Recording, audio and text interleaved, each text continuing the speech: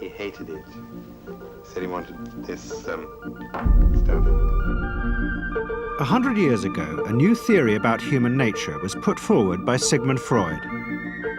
He had discovered, he said, primitive sexual and aggressive forces hidden deep inside the minds of all human beings. Forces which, if not controlled, led individuals and societies to chaos and destruction. This series is about how those in power have used Freud's theories to try and control the dangerous crowd in an age of mass democracy. At the heart of the story is not just Sigmund Freud, but other members of the Freud family.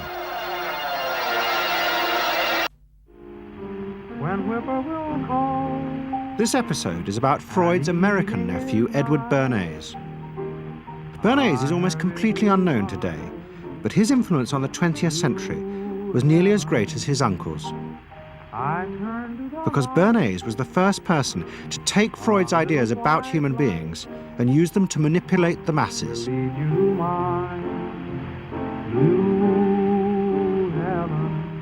He showed American corporations for the first time how they could make people want things they didn't need by linking mass-produced goods to their unconscious desires. Out of this would come a new political idea of how to control the masses. By satisfying people's inner selfish desires, one made them happy and thus docile. It was the start of the all-consuming self, which has come to dominate our world today.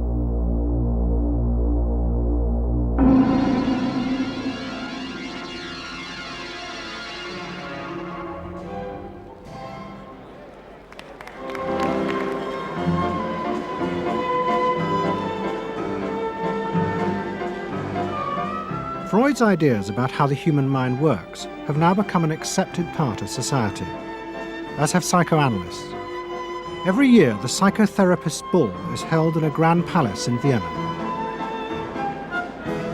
This is the psychotherapy ball. Psychotherapists come, some advanced patients come, or former patients come, and many other people, friends, but also people from the Viennese society who like to go to a nice, elegant, comfortable ball. But it was not always so. 100 years ago, Freud's ideas were hated by Viennese society. At that time, Vienna was the center of a vast empire ruling Central Europe. And to the powerful nobility of the Habsburg court, Freud's ideas were not only embarrassing, but the very idea of examining and analyzing one's inner feelings was a threat to their absolute control. You see, at that time, these people had the power. And of course, you just were not allowed to show your bloody feelings. I mean, you just couldn't. You know, I mean, you couldn't, if you were unhappy. Can you imagine, for instance, you sit somewhere in the country in a castle, you are deeply unhappy, you are a woman. You couldn't go to your maid and cry on her shoulders, or you couldn't go into the village and complain, you know, about your feelings. I mean, you couldn't, it was like selling yourself to somebody. You just couldn't, you know? Because they had to respect you. Now, of course, Freud, you see, put that thought very much into question, because you see, to examine yourself, you would have to put a lot of other things into question, your society, everything what surrounds you. And that wasn't a good thing at that time. Why not? Because your self-created empire, to a certain extent, would have fallen into bits much earlier already.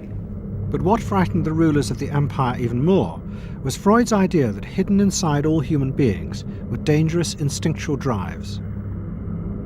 Freud had devised a method he called psychoanalysis.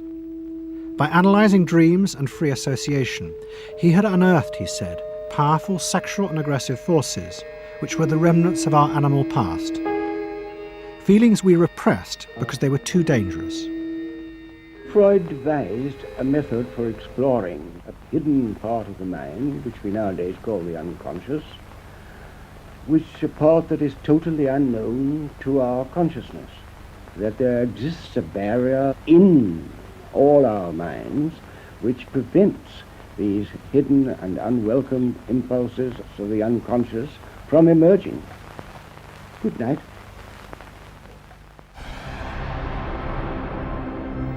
In 1914, the Austro-Hungarian Empire led Europe into war. As the horror mounted, Freud saw it as terrible evidence of the truth of his findings. The saddest thing, he wrote, is that this is exactly the way we should have expected people to behave, from our knowledge of psychoanalysis. Governments had unleashed the primitive forces in human beings, and no one seemed to know how to stop them.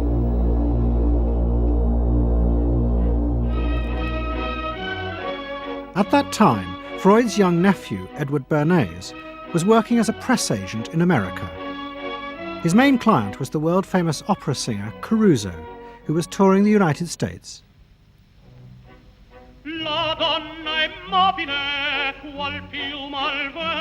Bernays' parents had emigrated to America 20 years before, but he kept in touch with his uncle and joined him for holidays in the Alps. But Bernays was now about to return to Europe for a very different reason. On the night that Caruso opened in Toledo, Ohio, America announced it was entering the war against Germany and Austria.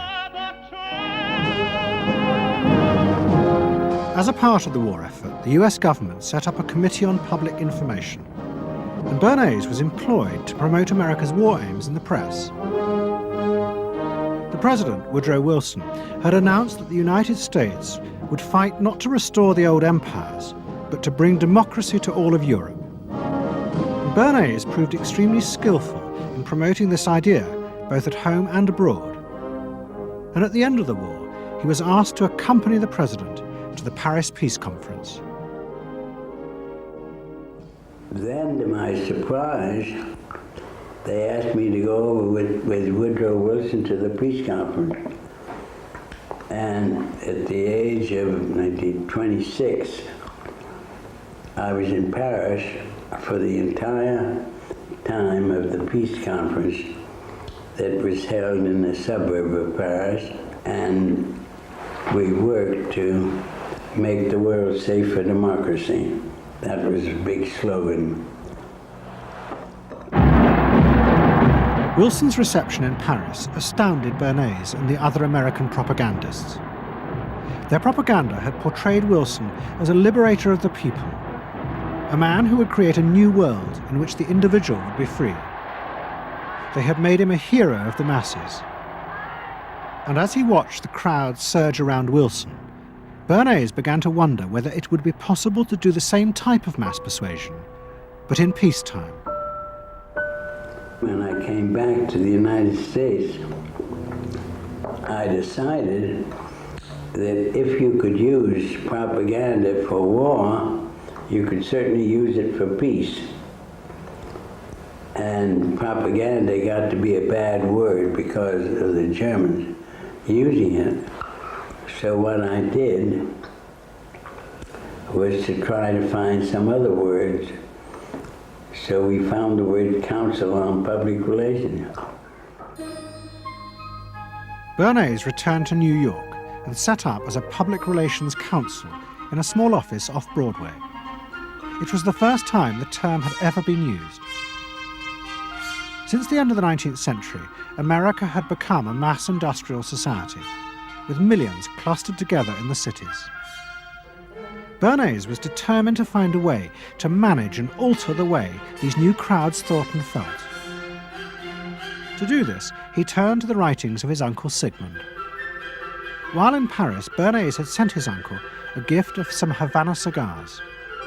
In return, Freud had sent him a copy of his general introduction to psychoanalysis.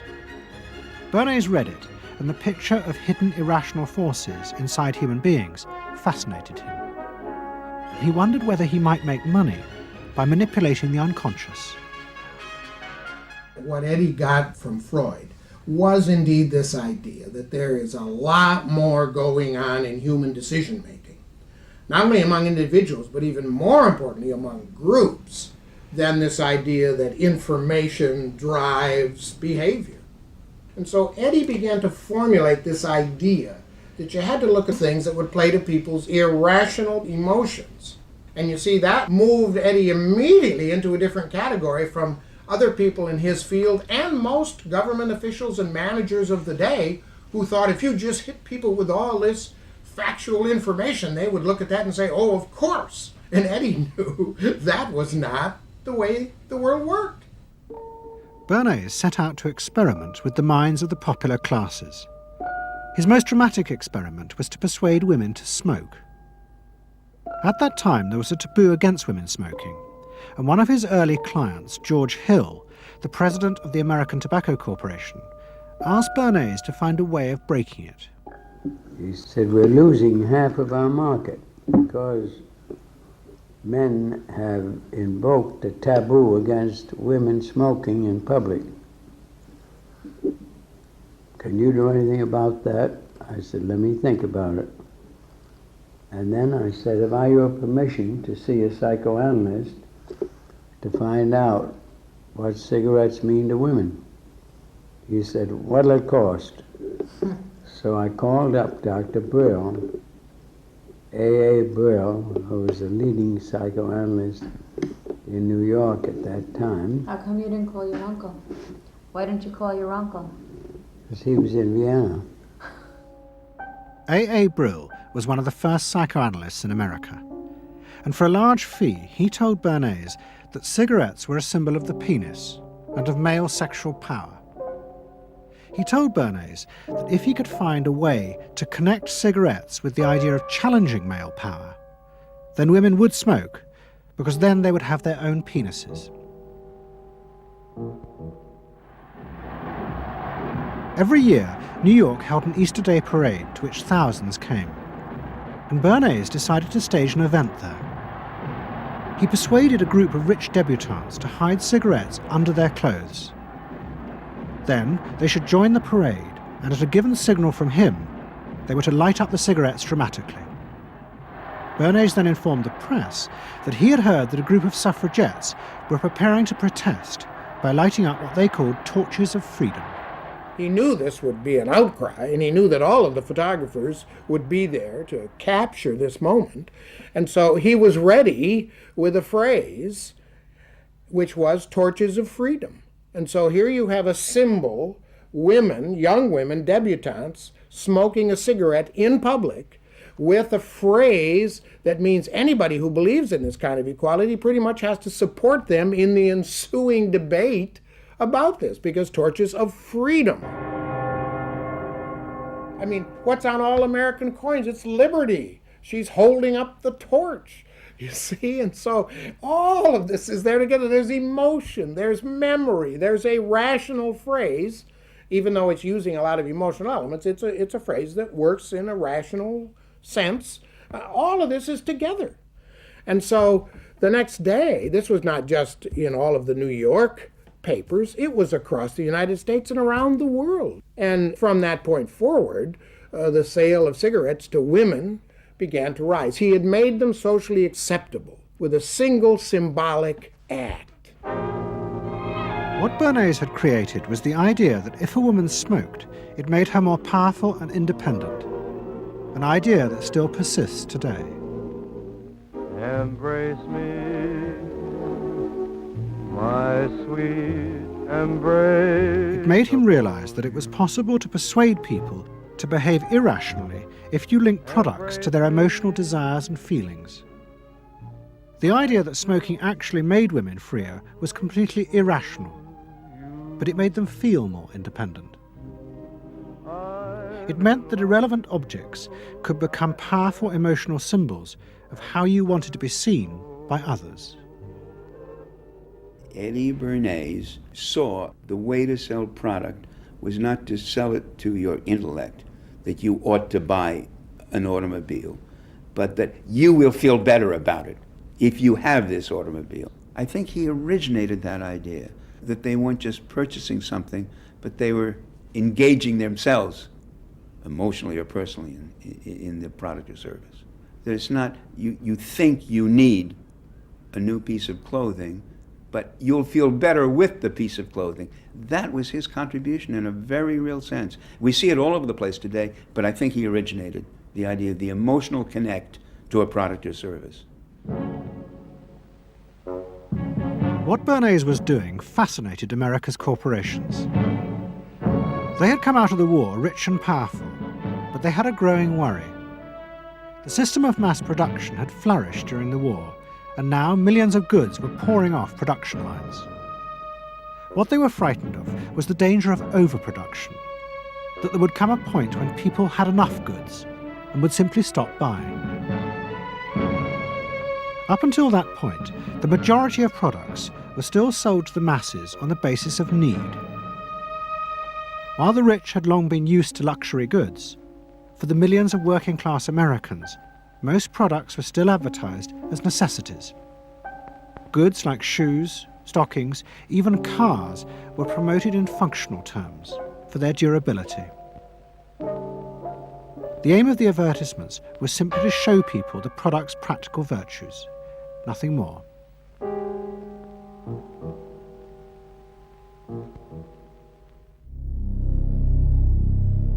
What the corporations realized they had to do was transform the way the majority of Americans thought about products. One leading Wall Street banker, Paul Mazur of Lehman Brothers, was clear about what was necessary. "We must shift America," he wrote, "from a needs to a desires culture. People must be trained to desire, to want new things even before the old have been entirely consumed. We must shape a new mentality in America. Man's desires must overshadow his needs." Prior to that time, there was no American consumer. There was the American worker, and there was the American owner, and they manufactured and they saved and they ate what they had to, and the people shopped for what they needed. And while the very rich may have bought things they didn't need, most people did not. And Mazur envisioned a break with that, where you would have things that you didn't actually need, but you wanted, as opposed to needed.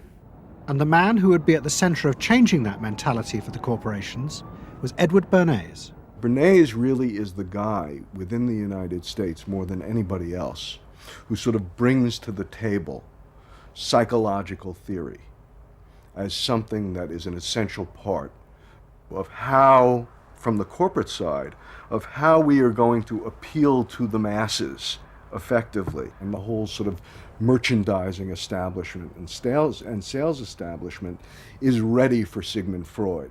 I mean, they are ready for understanding what motivates the human mind. And so that there's this real openness to Bernays' techniques being used to sell products to the masses. Beginning in the early 20s, the New York banks funded the creation of chains of department stores across America. They were to be the outlets for the mass-produced goods, and Bernays' job was to produce the new type of customer. Bernays began to create many of the techniques of mass consumer persuasion that we now live with. He was employed by William Randolph Hearst to promote his new women's magazines, and Bernays glamorized them by placing articles and advertisements that linked products made by others of his clients to famous film stars like Clara Bow, who was also his client. Bernays also began the practice of product placement in the movies, and he dressed the stars at the film's premieres with clothes and jewelry from other firms he represented. He was, he claimed, the first person to tell car companies they could sell cars as symbols of male sexuality. He employed psychologists to issue reports that said products were good for you, and then pretended they were independent studies. He organized fashion shows in the department stores and paid celebrities to repeat the new and essential message: you bought things not just for need, but to express your inner sense of yourself to others. There's a psychology of dress. Have you ever thought about it? How it can express your character? You all have interesting characters, but some of them are all hidden. I wonder why you all want to dress always the same, with the same hats and the same coats. I'm sure all of you are interesting and have wonderful things about you, but looking at you in the street, you all look so much the same. And that's why I'm talking to you about the psychology of dress. Try and express yourselves better in your dress. Bring out certain things that you think are hidden. I wonder if you've thought of this angle of your personality. I'd like to ask you some questions. Why do you like short skirts? Oh, because there's more to see. More to see, eh? What good does that do you? What's my answer? It makes you more attractive. It does? In 1927, an American journalist wrote, "A change has come over our democracy. It is called consumptionism. The American citizen's first importance to his country is now no longer that of citizen, but that of consumer." The growing wave of consumerism helped in turn to create a stock market boom. And yet again, Edward Bernays became involved, promoting the novel idea that ordinary people should buy shares, borrowing money from banks he also represented. And yet again, millions followed his advice. He was uniquely knowledgeable about how people in large numbers are going to react to products and ideas and so on. But in political terms, if he were to go out, so I can't imagine that he could get 3 people to stand and listen. Wasn't particularly articulate, was a kind of funny looking, and didn't have any sense of reaching out for people one-on-one.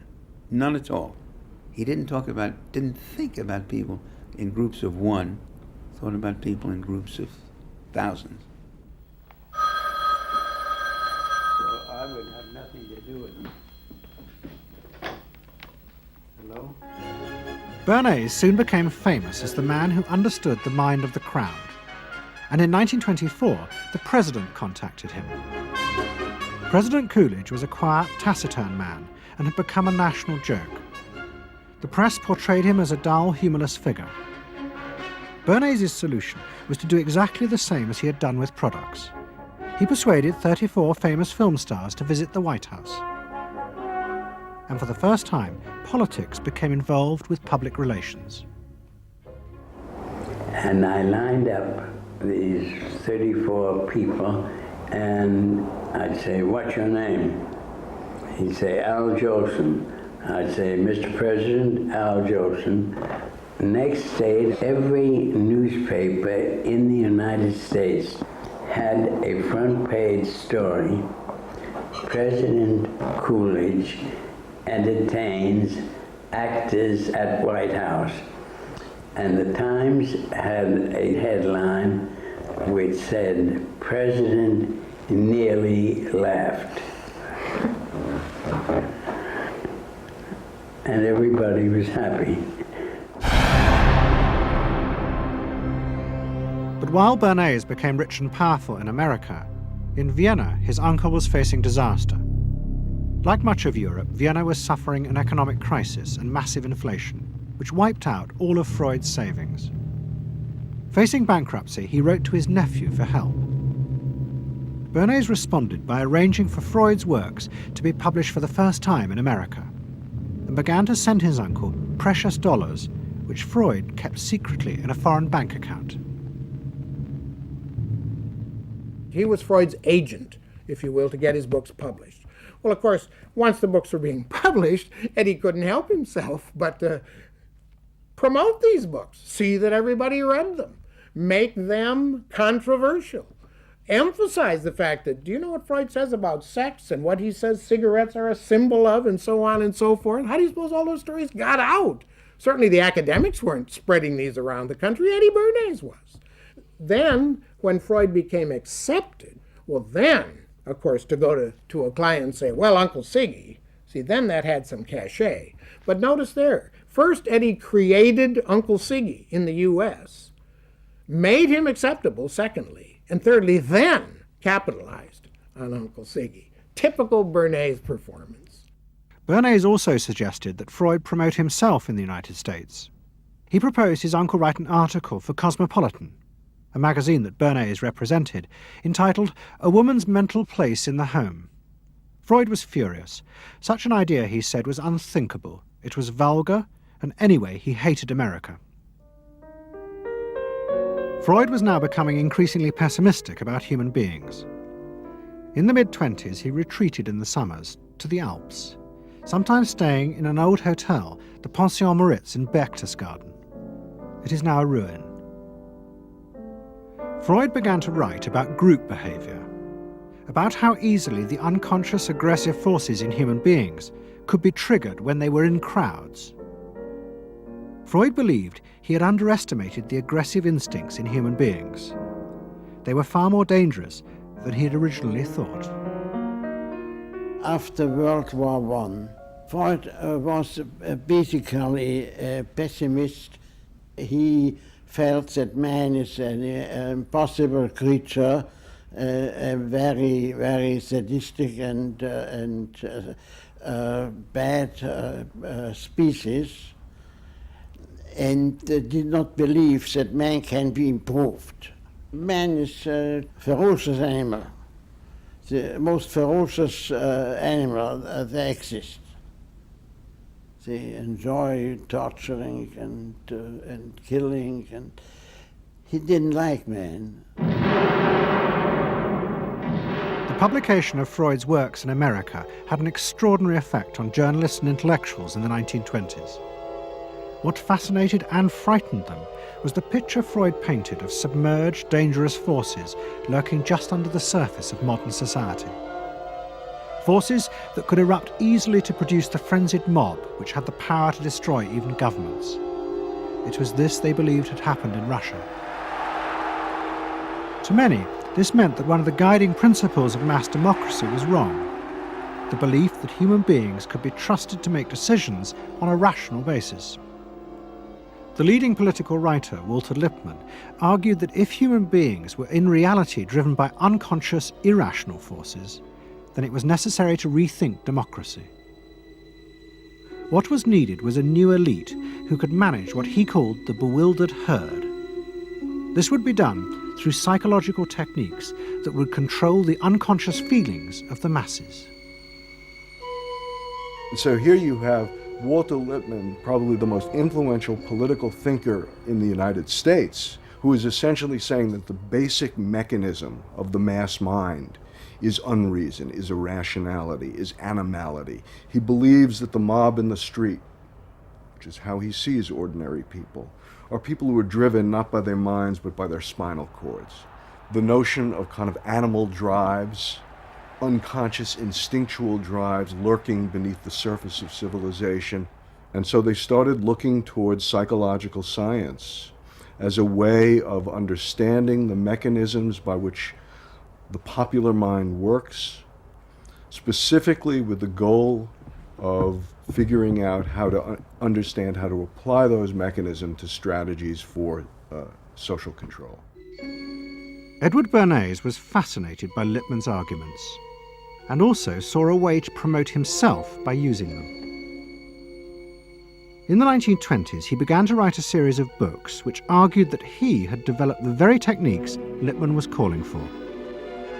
By stimulating people's inner desires and then sating them with consumer products, he was creating a new way to manage the irrational force of the masses. He called it the engineering of consent. Democracy, to my father, was a wonderful concept, but I don't think he felt that all those publics out there had reliable judgment, and that they very easily might vote for the wrong man or want the wrong thing, so that they had to be guided from above. It's enlightened despotism in a sense. You appeal to their desires and their unrecognized longings, that sort of thing. That you can tap into their deepest desires or their deepest fears and use that to your own purposes. And then, in 1928, a president came to power who agreed with Bernays. President Hoover was the first politician to articulate the idea that consumerism had become the central motor of American life. After his election, he told a group of advertisers and public relations men, "You have taken over the job of creating desire and have transformed people into constantly moving happiness machines. Machines which have become the key to economic progress." What was beginning to emerge in the 1920s was a new idea of how to run mass democracy. At its heart was the consuming self, which not only made the economy work, but was happy and docile, and so created a stable society. Both Bernays and Littman's concept of managing the masses takes the idea of democracy and it turns it into a palliative. It turns it into giving people some kind of feel-good medication that will respond to an immediate pain or an immediate yearning, but will not alter the objective circumstances one iota. I mean, democracy really, the idea of democracy at its heart was about changing the relations of power that had governed the world for so long. And Bernays' concept of democracy was one of maintaining the relations of power, even if it meant that one needed to sort of stimulate the psychological lives of the public. And in fact, in his mind, that was what was necessary. That if you can keep stimulating the irrational self, then leadership can basically go on doing what it wants to do. Bernays now became one of the central figures in a business elite that dominated American society and politics in the 1920s. He also became extremely rich and lived in a suite of rooms in one of New York's most expensive hotels, where he gave frequent parties. Oh my goodness. He had a home in the corner suite of the Sherry Netherland Hotel. And here's this wonderful suite with all these windows looking out on Central Park and across at the plaza and on the square. And he would use this place to hold a soiree.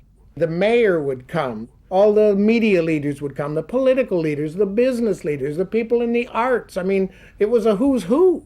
People wanted to know Eddie Bernays because, you know, he himself became a sort of a famous man, a sort of a magician who could make these things happen. He knows everybody. He knows the mayor and he knows the senator and he calls politicians on the telephone as if he did get literally a high or a bang out of doing what he did. And that's fine, but it can be a little hard on the people around you, especially when you make other people feel stupid. People who worked for him were stupid, and children were stupid, and if people did things in a way that he wouldn't have done them, they were stupid. It was a word that he used over and over and over, dope and stupid. And the masses? They were stupid.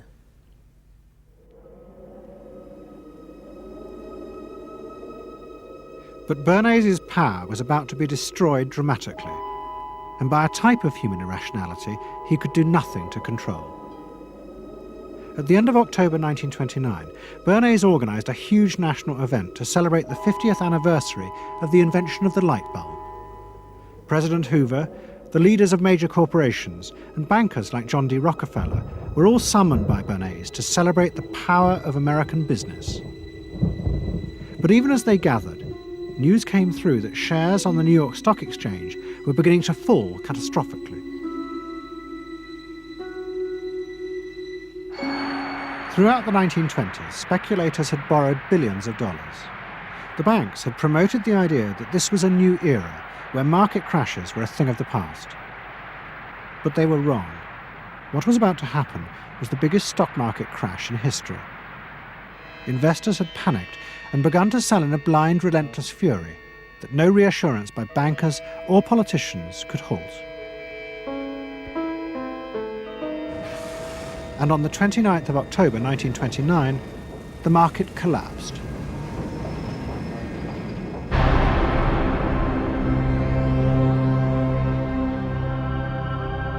The effect of the crash on the American economy was disastrous. Faced with recession and unemployment, millions of American workers stopped buying goods they didn't need. The consumer boom that Bernays had done so much to engineer disappeared, and he and the profession of public relations fell from favour. Bernays' brief moment of power seemed to be over.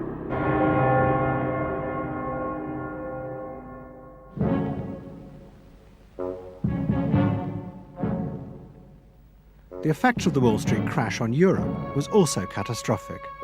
It intensified the growing economic and political crisis in the new democracies. In both Germany and Austria, there were violent street battles between the armed wings of different political parties. Against this backdrop, Freud, who was suffering from cancer of the jaw, retreated yet again to the Alps. He wrote a book called Civilization and Its Discontents. It was a powerful attack on the idea that civilization was an expression of human progress. Instead, Freud argued, civilization had actually been constructed to control the dangerous animal forces inside human beings. What was implicit in Freud's argument was that the ideal of individual freedom, which was at the heart of democracy, was impossible. Human beings could never be allowed to truly express themselves because it was too dangerous. They must always be controlled and would thus always be discontent.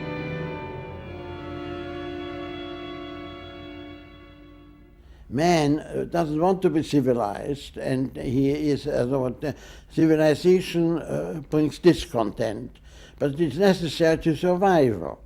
Otherwise he couldn't survive. So he must be discontent, because this would be the only way to keep him within limits. But what did Freud think about the idea of the equality of man? He didn't believe in it. We had 32 parties, and Hitler said, before those parties don't vanish, there is no Germany. That's true. You can't have 32 parties. And so they felt this one person will put an end to this comedy. Freud was not alone in his pessimism. Politicians like Adolf Hitler emerged from a growing despair in the 1920s about democracy. The Nazis were convinced that democracy was dangerous because it unleashed a selfish individualism, but didn't have the means to control it. Hitler's party, the National Socialists, stood in elections, promising in their propaganda that they would abandon democracy because of the chaos and unemployment it led to. Die Parteien versprachen den Himmel auf Erden.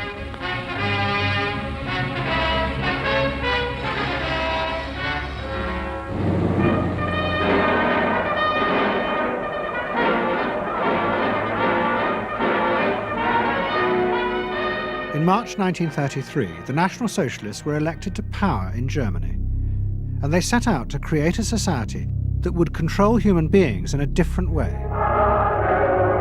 One of their first acts was to take control of business. The planning of production would in future be done by the state. The free market was too unstable, as the crash in America had proved. Workers' leisure time was also planned by the state through a new organization called Strength Through Joy. One of its mottos was service, not self.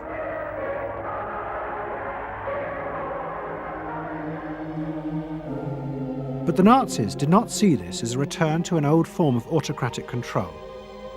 It was a new alternative to democracy, in which the feelings and the desires of the masses would still be central, but they would be channeled in such a way as to bind the nation together. The chief exponent of this was Joseph Goebbels, the Minister of Propaganda. Es mag gut sein, Macht zu besitzen, die auf Gewehren ruht. Besser aber und beglückender ist es, das Herz eines Volkes zu gewinnen und es auch zu behalten. Goebbels organized huge rallies whose function, he said, was to forge the mind of the nation into a unity of thinking, feeling, and desire. One of his inspirations, he told an American journalist, was the writings of Freud's nephew, Edward Bernays. In his work on crowd psychology, Freud had described how the frightening irrationality inside human beings could emerge in such groups. The deep, what he called libidinal forces of desire, are given up to the leader, while the aggressive instincts are unleashed on those outside the group. Freud wrote this as a warning, but the Nazis were deliberately encouraging these forces because they believed they could master and control them. Well, Freud was saying that masses are bound by libidinal forces. They love each other and delegate their ideas and their feelings to the chap on top. What are libidinal forces? What are libidinal forces? Well, forces of love. Not hate. No, hate is delegated to the others outside.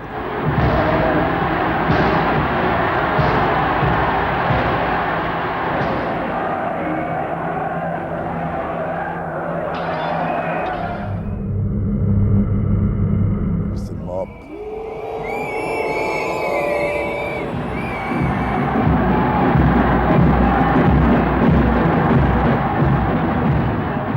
I could see from afar, looking up Wilhelmstraße towards Unter den Linden, how those 100,000 of people, when they passed Hitler, they just became completely delirious. They began to shout these cries I will never get out of my ears. Heil, Sieg, Heil. They were demented.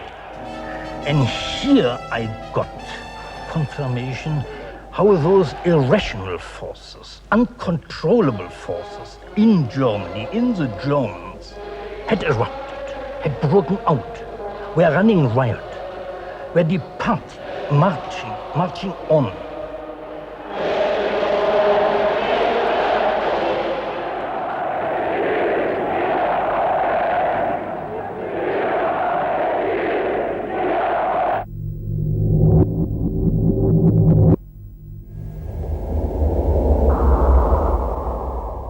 And in America too, democracy was under threat from the force of the angry mob. The effect of the stock market crash had been disastrous. There was growing violence as an angry population took out their frustration on the corporations who were seen to have caused this disaster. Then, in 1932, a new president was elected who was also going to use the power of the state to control the free market. But his aim was not to destroy democracy, but to strengthen it. And to do this, he was going to develop a new way of dealing with the masses. I am prepared, under my constitutional duty, to recommend the measures that a stricken nation in the midst of a stricken world may require. But in the event that the national emergency is still critical, I shall not evade the clear course of duty that will then confront me. I shall ask the Congress for the one remaining instrument to meet the crisis: broad executive power.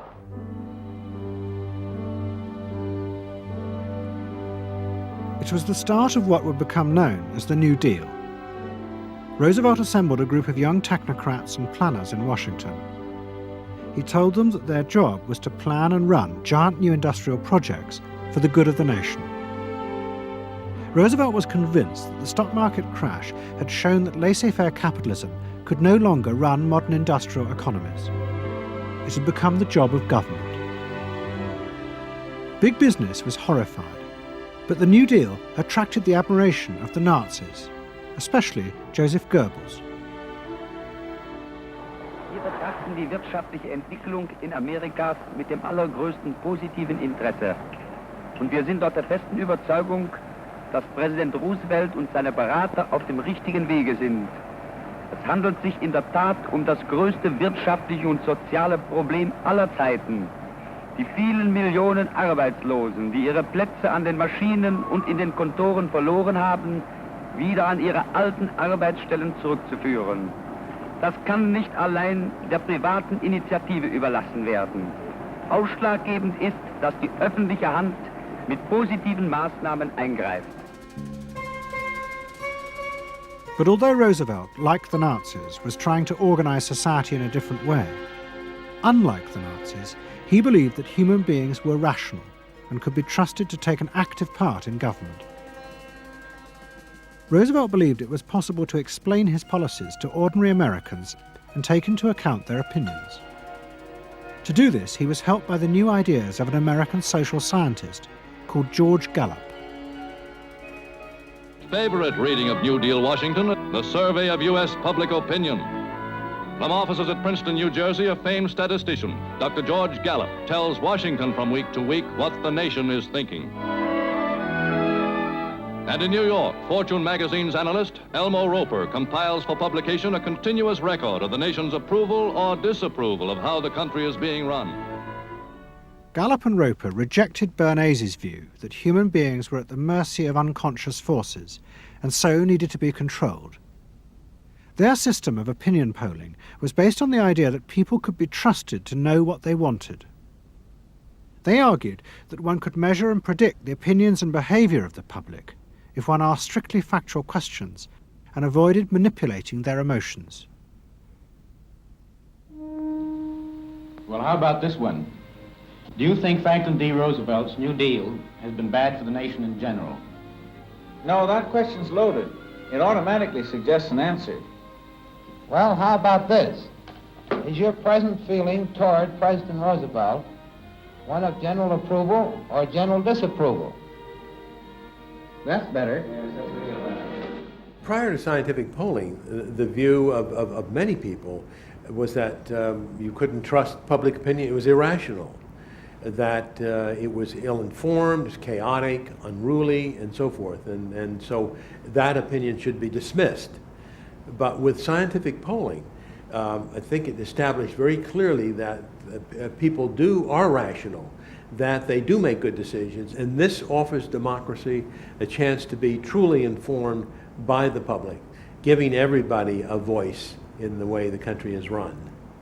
I know my father wouldn't necessarily say the voice of the public is the voice of God, but he did feel very much that the voice of the people is a rational voice and should be heard. What Roosevelt was doing was forging a new connection between the masses and politicians. No longer were they irrational consumers who were managed by sating their desires.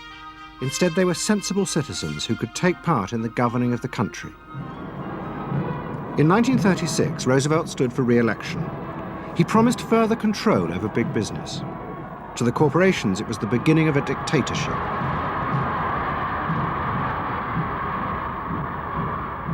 Roosevelt interferes with private enterprise and is running the country into debt for generations to come. The way to get recovery is to let business alone. But Roosevelt was triumphantly re-elected. It looks, my friends, like a real landslide this time. So please let me thank you again and tell you that I hope to see you all very soon and bid you an affectionate good night. Faced with this, business now decided to fight back, to regain power in America. At the heart of the battle would be Edward Bernays and the profession he had invented, public relations.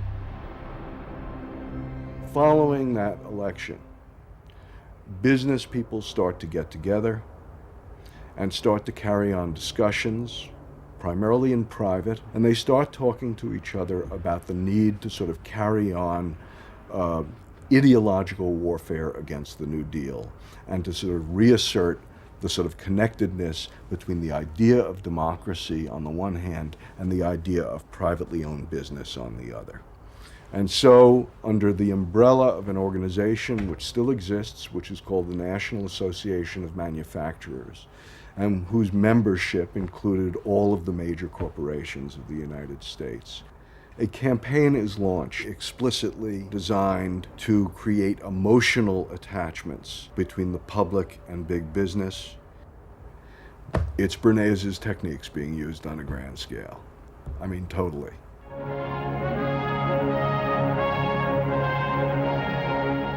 General Motors Parade of Progress, traveling the high roads and by roads of America, bringing to millions of Americans in their own hometown the fascinating story behind modern industry, showing... The campaign set out to show dramatically that it was business, not politicians, who had created modern America. Better mode of living for all of us. Bernays was an advisor to General Motors, but he was no longer alone. The industry he had founded now flourished as hundreds of public relations advisors organized a vast campaign. They not only used advertisements and billboards, but managed to insinuate their message into the editorial pages of the newspapers. It became a bitter fight. In response to the campaign, the government made films that warned of the unscrupulous manipulation of the press by big business. And the central villain was the new figure of the public relations man. They tried to achieve their ends by working entirely behind the scenes, corrupting and deceiving the public. The aims of such groups may be either good or bad, so far as the public interest is concerned, but their methods are a grave danger to democratic institutions. The films also showed how the responsible citizen could monitor the press themselves. They could create a chart that analyzed the reporting for signs of hidden bias. But such earnest instruction was to be no match for the powerful imagination of Edward Bernays. He was about to help create a vision of the utopia that free market capitalism would build in America if it was unleashed.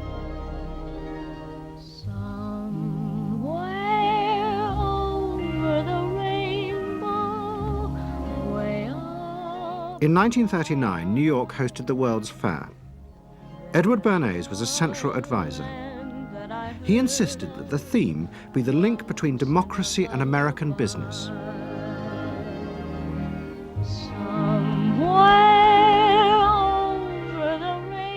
At the heart of the fair was a giant white dome that Bernays named Democracity. And the central exhibit was a vast working model of America's future, constructed by the General Motors Corporation. To my father, the World's Fair was an opportunity to keep the status quo, that is, capitalism, in a democracy. Democracy and capitalism, that marriage, right, linking, just like that.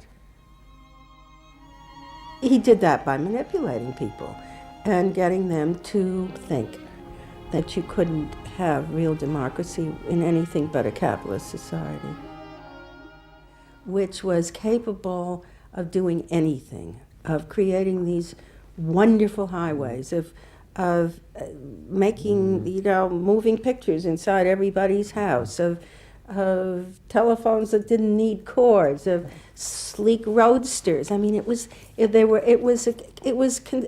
consumerist, but at the same time, you inferred that in a funny way, democracy and capitalism went together. The World's Fair was an extraordinary success and captured America's imagination. The vision it portrayed was of a new form of democracy, in which business responded to people's innermost desires in a way politicians could never do. But it was a form of democracy that depended on treating people not as active citizens, as Roosevelt did, but as passive consumers. Because this, Bernays believed, was the key to control in a mass democracy. It's not that the people are in charge, but that the people's desires are in charge. The people are not in charge. The people exercise no decision-making power within this environment. So democracy is reduced from something which assumes an active citizenry to the idea of the public as passive consumers. Driven primarily by instinctual or unconscious desires, and that if you can in fact trigger those needs and desires, you can get what you want from them.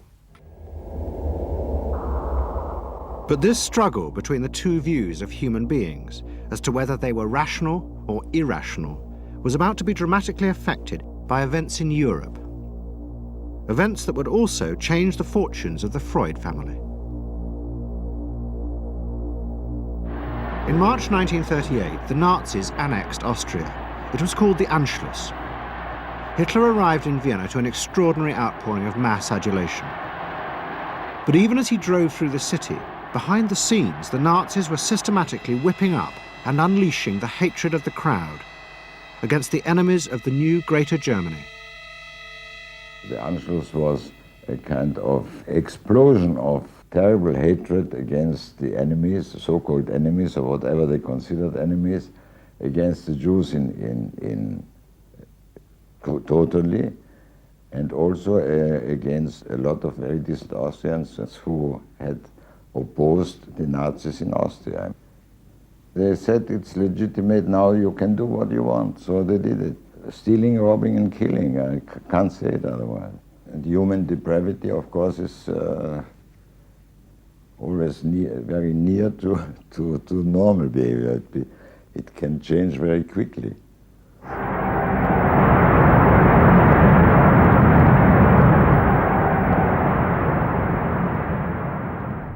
As the violence and assassinations raged in Vienna, Freud decided he had to leave.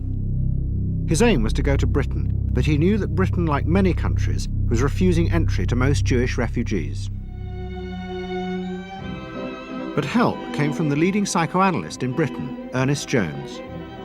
He was in the same ice skating club as the Home Secretary, Sir Samuel Hoare, and Jones persuaded Hoare to issue Freud a British work permit.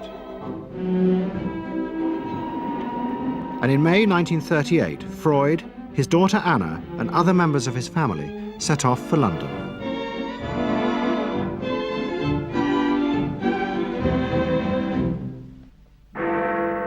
Freud arrived in London as Britain was preparing for war, and he settled with his daughter Anna in a house in Hampstead. But Freud's cancer was now far advanced, and in September 1939, just 3 weeks after the outbreak of war, he died.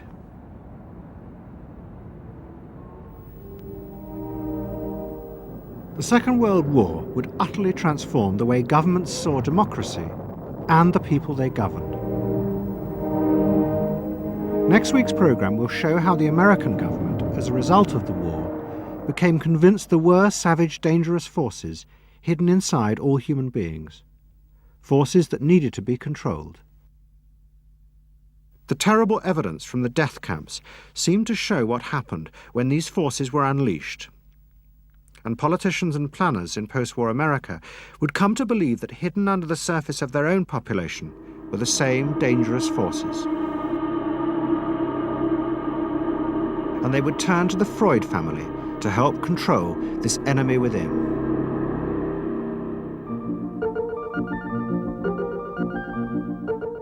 And ever adaptable, Edward Bernays would work not just for the American government, but the CIA.